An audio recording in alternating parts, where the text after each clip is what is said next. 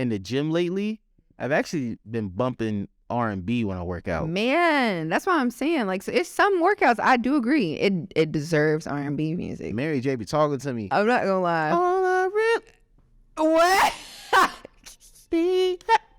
Look, add more. Me too. More weight. Be happy too. Damn it. Help bring me there with you.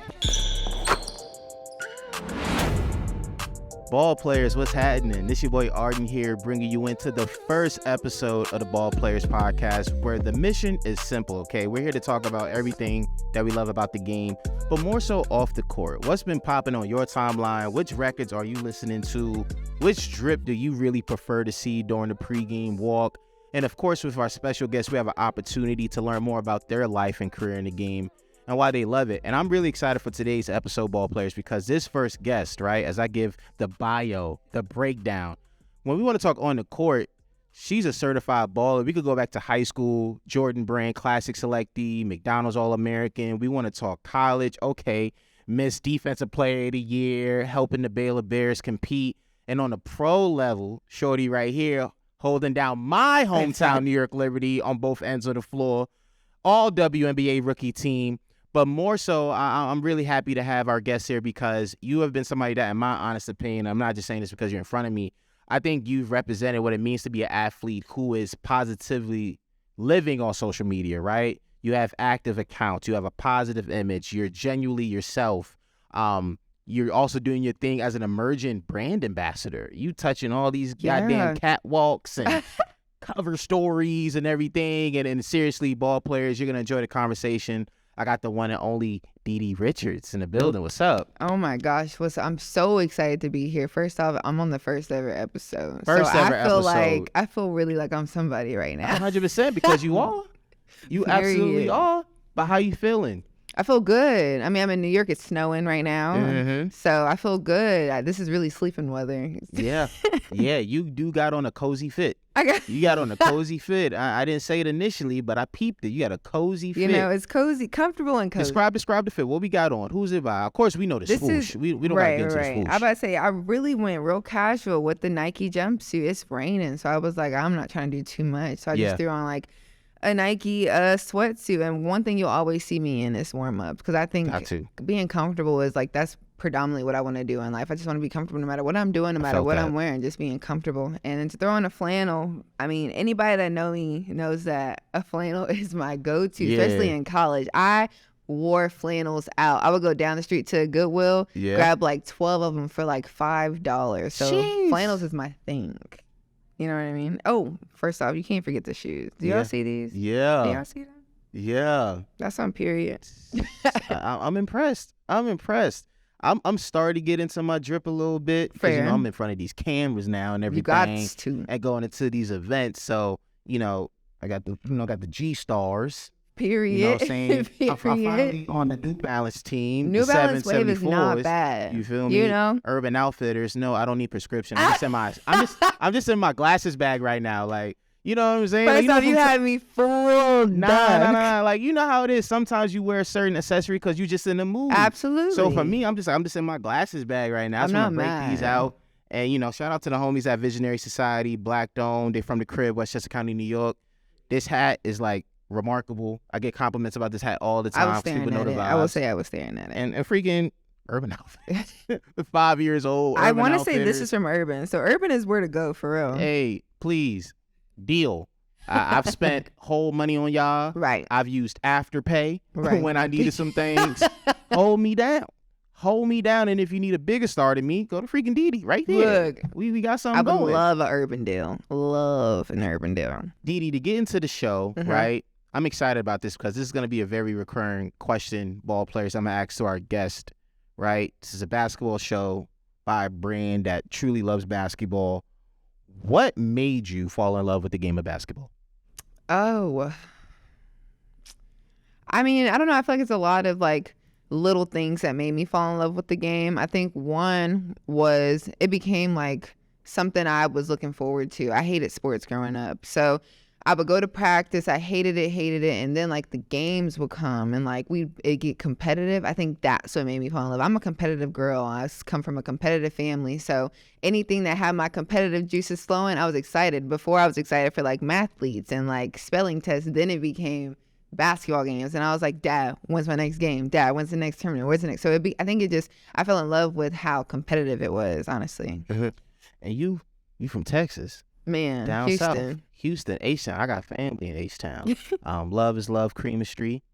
Oh, Derek, a lot of memories. Yes. I've touched road down there a few times. Yes, you know. For you, growing up in Houston, right? I'm always interested in this because I'm a native New Yorker. I've been here my entire life. It's different. Just starting to travel across the world, and I'm very interested in the regional differences and the lifestyles, right? For you as a hooper, what was it like hooping in Houston? What made it different? What made it unique? Was there some type of competition y'all had down south? Because there's Dallas, right? Oh, you all heard about that, right? There's Austin, and then of course you got Atlanta and all these other places. What was your upbringing like while hooping in the H-Town?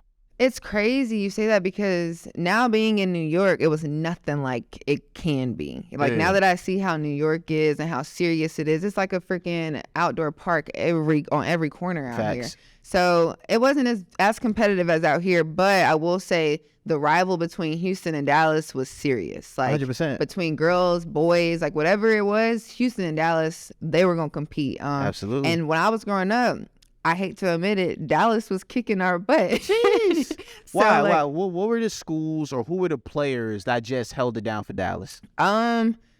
Arlington Swoosh was a good little AAU team growing up. I'm thinking all AAU. You had Kennedy Carter on that team, who is still who's in the WNBA right now. Yep, bucket.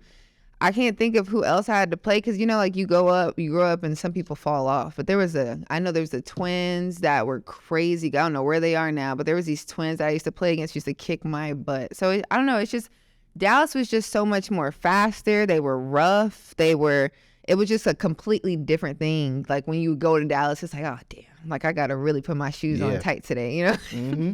It's so funny that you said that because it reminds me of up here in New York.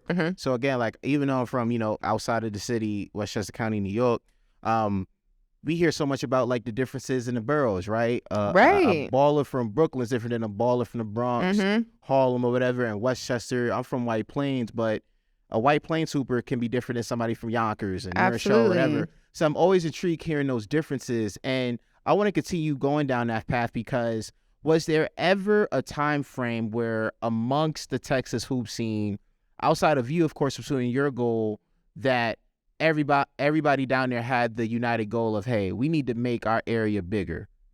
No, for sure. Like I said, growing up, Dallas was like who you would talk about. And I say growing up, when I started playing basketball, like I started playing basketball probably like 12. So from like 12 to 14, it was Dallas. Like I even went and played on a Dallas AAU team because that was the team that was on the elite circuit, the Nike circuit. So I went and played in Dallas. But it got to a point where Houston turned it up. And I want to say it was around my sophomore year of high school.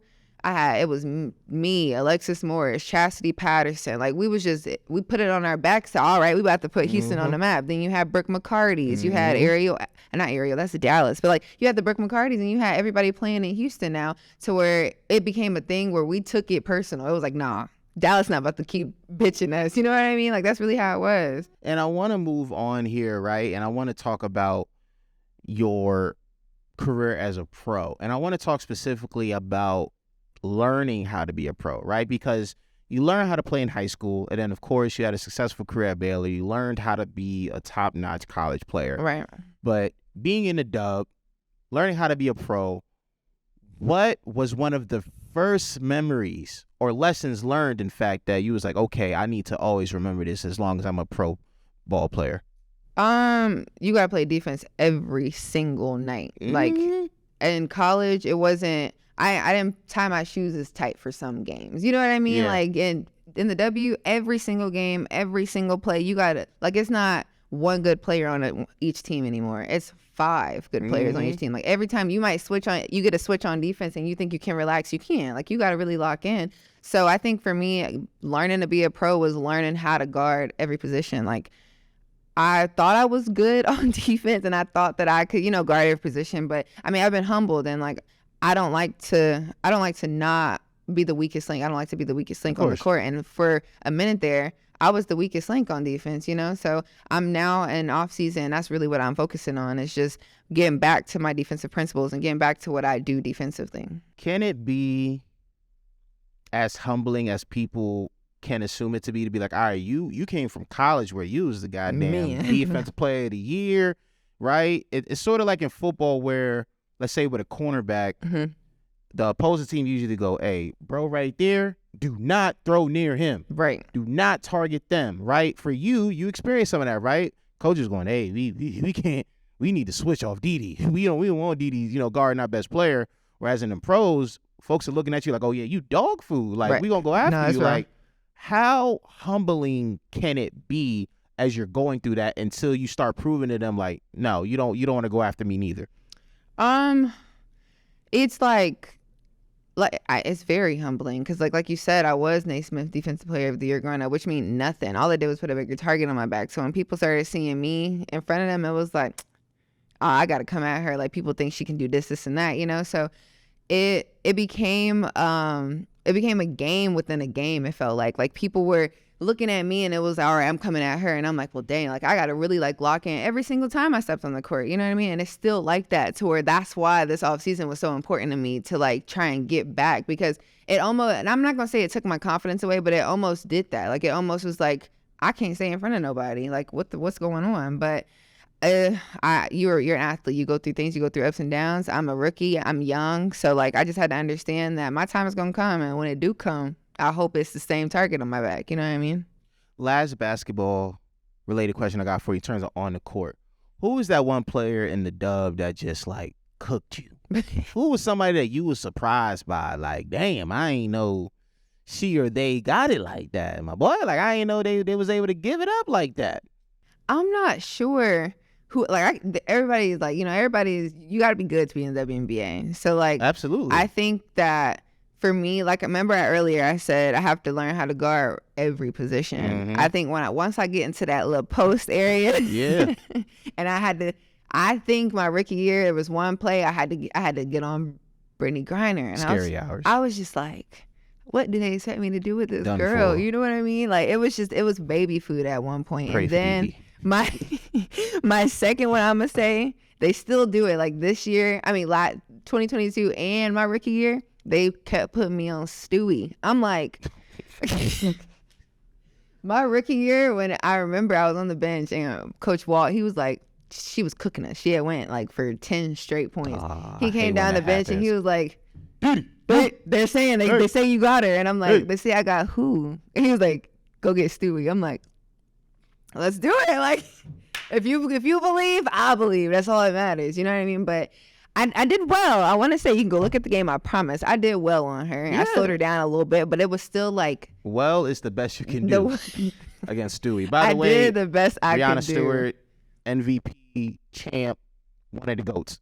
One of the GOATs, man. I think that's the most exciting part about being the W. All these people that you watch and that you kind of idolize, like, you now are playing against them. So it's like, I don't want to idolize you as much as I did, but I respect you. Like I did, though. And that's one of the illest things, too, I got to say. And, like, I'm going to take the time to get my flowers to the WNBA was because, again, like, I started covering the WNBA through media 7 years ago.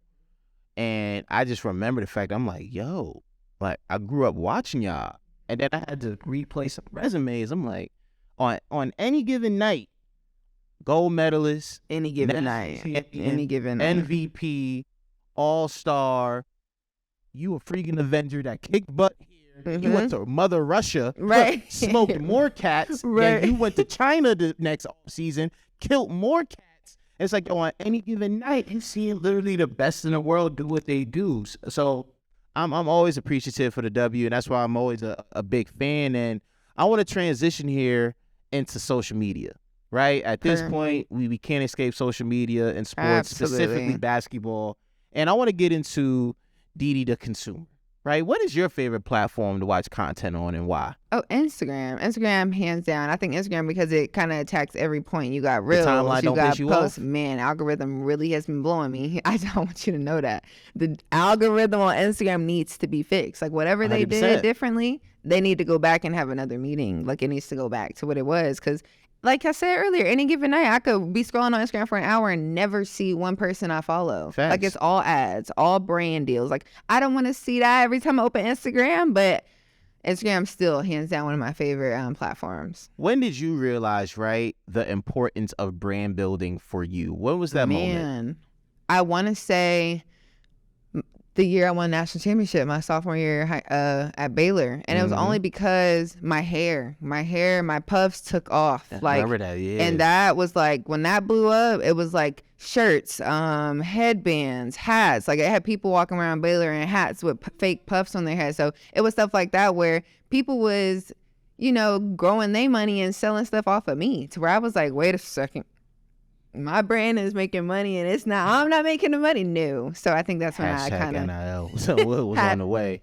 And by the way, during that time too, I got to tell you, on my timeline, it became a few more dudes WCW. I ain't gonna lie. It was like, yo, shorty from Baylor the one. Man, I looked a mess at Baylor, so thank you. The potential, they was like, hey, you know what I mean? They was like, we could see what's going on. Man. I'm like, I just can't respect how she played. It's never just that. They was like, we went through the time. They was like, we went to the time how we saw. We saw. Like, we could let on the basketball court. We could skip the on the court looks. She a champ. For her. Do some digging on the profile. You know what I mean? It was all in. And I want to follow up with that just because, right? Again, like I was saying at the beginning of the show, Didi, like, I really think you are a really dope content creator in general. Man, let alone I appreciate that. As an athlete, right? What made you tap into that side of things of being a content creator? Because you like, Didi does reels, you care about your captions, like, oh my God, I take captions serious. I take captions seriously. It's literally at the point where it's like, I ain't gonna lie, sometimes I forget you a hooper. I just be like, yeah, that's honestly my point. That's really what I try to do. You know what I mean? I try to, on my Instagram, I try and like take basketball away from me. I've tried to become the person, Didi. Like, basketball, yes, it's got me so many places. I'm super grateful for basketball, but everybody knows that version of me. And I wanted people to understand that she's a person as well. Like, I wanted to be human on Instagram. And I wanted people to be able to relate to me as the human and not the basketball player. And that's when I started that's how my point of view for Instagram and TikToks and Twitter became like, just be unapologetically yourself, like continue to be authentically you, and everyone's gonna fall in order, because everybody already likes the basketball version of you. Now they're gonna know the human version of you. Amongst the players, have you ever had those convos about how to build up your brands on socials or just talk socials in general? I don't want to say yeah, but I don't want to say no. I think everybody's trying to figure out their own thing. It's still, I want to say it's still fairly new. It's fairly different. And some people are trying to learn how to capitalize off of it in their own way. And as well as me, I'm still like, it's funny you say that, like, you think I'm doing well. I beat myself up. Like, my Instagram is not where I want it to be. I don't post enough. I don't TikTok enough. I kind of stress myself out. So I take any compliment that you give. And you know what it is too? Look, as creatives, we're our harshest critics. Right. Like, it just is what it is. We're also overly sensitive. You know what I'm saying? We're overly sensitive. Be easy on the comments. I probably delete like 100 comments on my posts because they are crazy. I had to learn to not take that to heart because I was taking it to heart. That's the fun part that's been for me for managing ball players, is that the comments are honestly hilarious. They like, I legit laugh. Like, I swear to God on everything I love. Like, I don't care if you troll anything for real. I promise you do not bother me. I really don't. Like, I literally not. I like, yo, babe. This is defining you. Like, you guys be tripping in these comments. You're just a statistic. But I think it's something where it's like, it leads to the sensitivity that we all naturally have because we're bringing something to the world. Absolutely. And I want to continue just talking about this just because, again, it's like social media's relationship with the game. It's just full 360. To where now, even when you look at the league itself, right, with the WNBA, a big part of its momentum, which of course is fueled by what's happening on the court by y'all, is the fact that the WNBA is starting to cook on social. Absolutely. For you, when you look at the league's handling of everything social, just in terms of promotion of the players, promotion of the matchups, whatever the case may be, how do you feel about it, and what's been your favorite part of the WNBA's effort on social media? I think they should pat themselves on the back, honestly. It's gotten way better, like light years better. It's not its best. There's a lot of things that they can do better, I think. But I think that comes with experience. It comes with them figuring it out, and that's what they're doing. But I think my favorite part about WNBA socials is that they're promoting people in different lights. Like I said, how my Instagram, I don't want it to just be basketball. I think the W is doing a good job at when I'm in Fashion Week, they post it. When Nafisha Collier wants to do something with like the reading and she likes books, they promote that. So I think they are doing well because they're, like I said, humanizing all of us as individuals. And I think if they continue to do that, it'll continue to blow up. And that's what social media is about. It's just making it relatable to people. And that's what they're doing. When it's all said and done, and yes or no fashion, is social media too much for athletes? Yes, I do think so.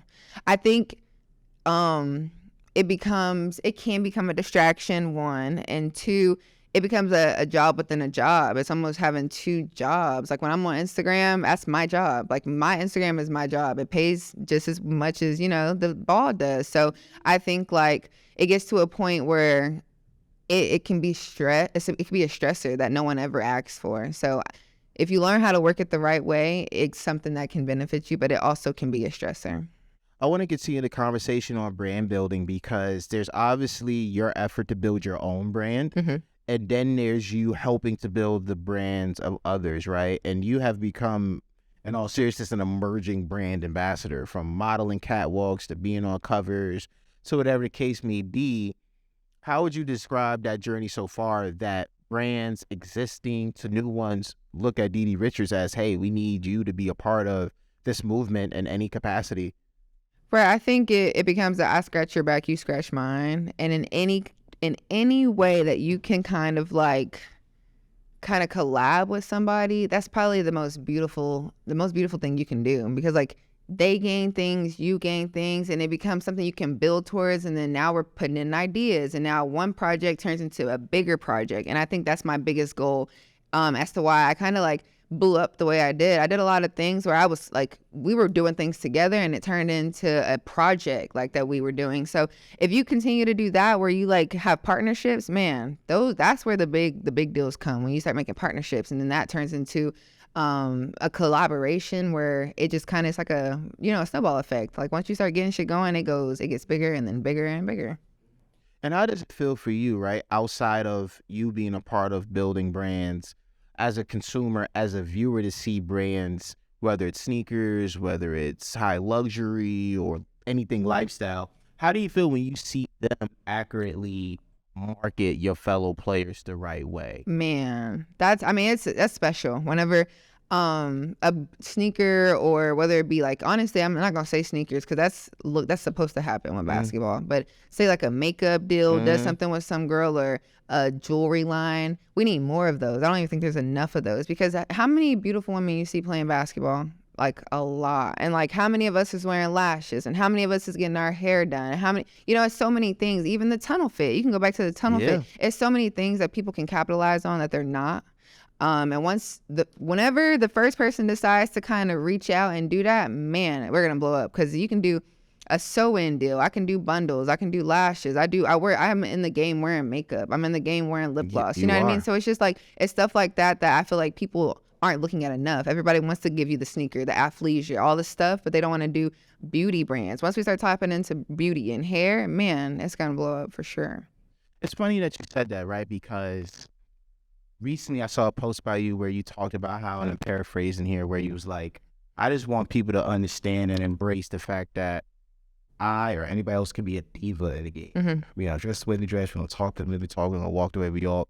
There was recently something on the timeline about, hey, women players talk trash too. Angel Reese. And we could be savages as well, right?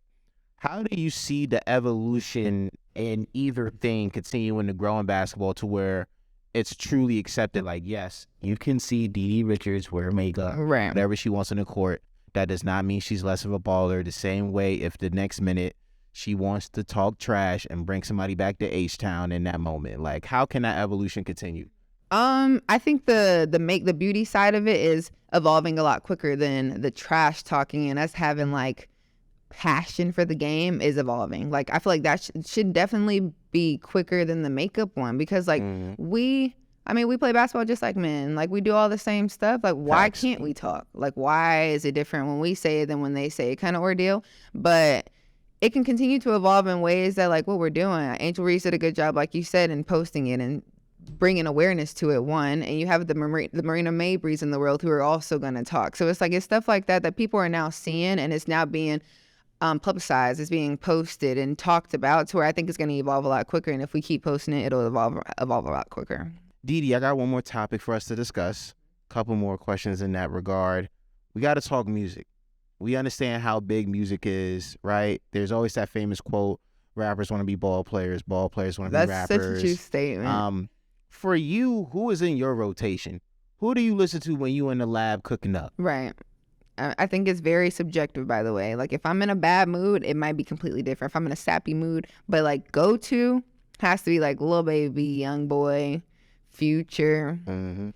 And I want to say that's it. Oh, Dirk. Wow. It is Dirk. And maybe even Meek. I've been here and there with Meek. That last mixtape is tough. It was that last mixtape is tough. So it needs to be on Apple Music. Needs to be on Apple Eye of Music. the Tiger, sampling that is or even fire. the God's Playing remix. He did. Ran that. He did. Have you ever? And I realized this too. Like, I ain't gonna lie.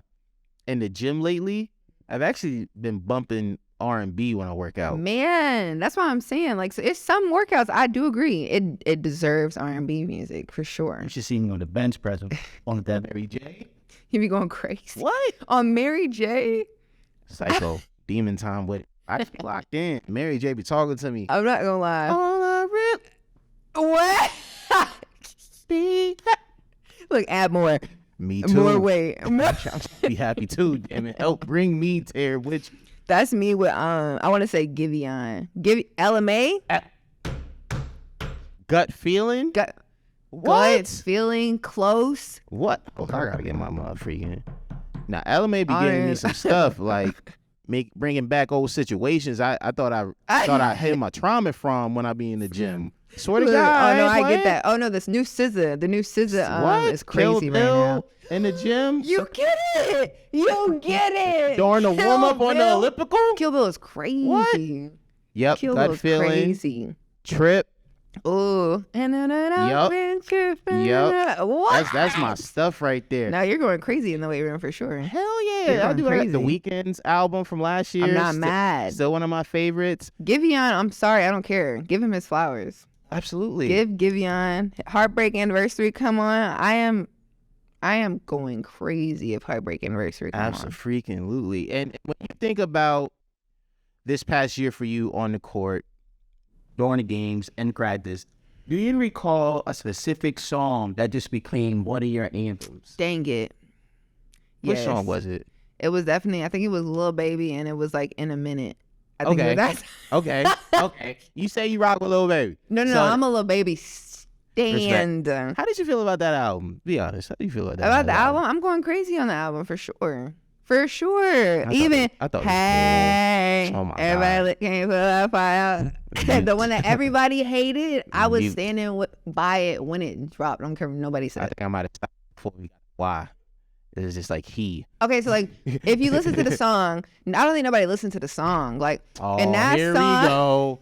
Hey, listen to the song. And that song, everybody heard the chorus. No, everybody heard the chorus. Like, everybody just heard the chorus and thought, what the fuck Lil Baby doing in the studio? Hip-hop, you know what I mean? Not breaking it down. Man, you got to. So like when you hear the beginning, if you hear the first verse, it's like, it's Lil Baby. He still ran that shit. And then you hear, hey, and the part everybody hate, and that's when everybody turned it off. But you shouldn't have turned it off there because the second verse went crazier.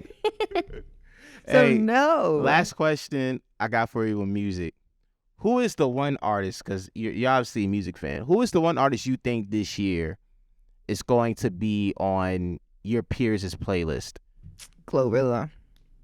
I respect that. Glorilla. I respect that. Glorilla's going crazy. I respect that. What she said? What's her thing? I'm G to the L to the oblique. Yeah, yep. Nah, I ain't gonna lie, that's true. But I hope you add one more. Which one? It's a lovely savior from the Bronx. She goes by the name of Ice Spice. You know what I'm saying? Right. Gangsta Boo. Mm-hmm. That new joint go crazy. You know what I'm saying? That Gangsta Boo. I think I'm a little late on the Ice Spice bus. I ain't hopped on it yet. Nah, I got you to see. You know what I mean? I'm driving it. I got you. You cool. Free admission. That's the homie. Ice Spice for real. Ice Spice. I promise you. You could quote me on this. When we're back at Barclays in May. I'ma hear her. Come on. Honestly, Come on. I'm sorry.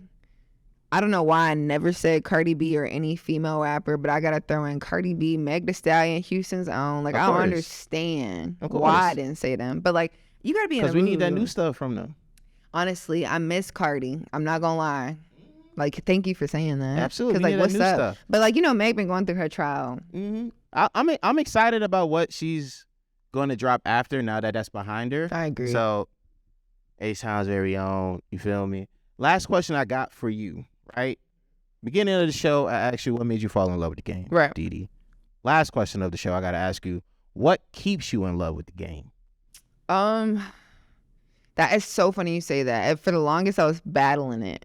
I was battling finding the love again. Like, I was going through injuries, and it was just a lot. It was getting hard to where, like, my a friend of mine told me, you got to fall in love with the grind. And I think 100%. once he told me that, I just been in the gym. I've been in the lab. So I'm just trying to like find that part. And then once I found that part, like once I found the love for the grind, I think it's going to just take off. I really do. And I'm happy to hear that, and I think that's something that is really important for the up and coming ball players. Are just like, you always got to fall in love with the grind. You got to fall in love with the journey, and just understand that, like, as long as you do what you do, you got to fall in love with it, regardless of what it is. So I'm happy that you said that. Didi Richards, thank you so much for being the first ever guest on the Ball Players podcast. This was a huge success. Ball Players, we hope you enjoyed the gems that you heard today. Take them with you. Show the show some love. We're in the lab cooking up, you feel me? We're excited about what the rest of this first season is going to do for you. Again, it's your boy Arden talking to you on behalf of Ball Players, on behalf of 1:37 p.m. Love is love. Holla at your guala. Later. Woo! Good?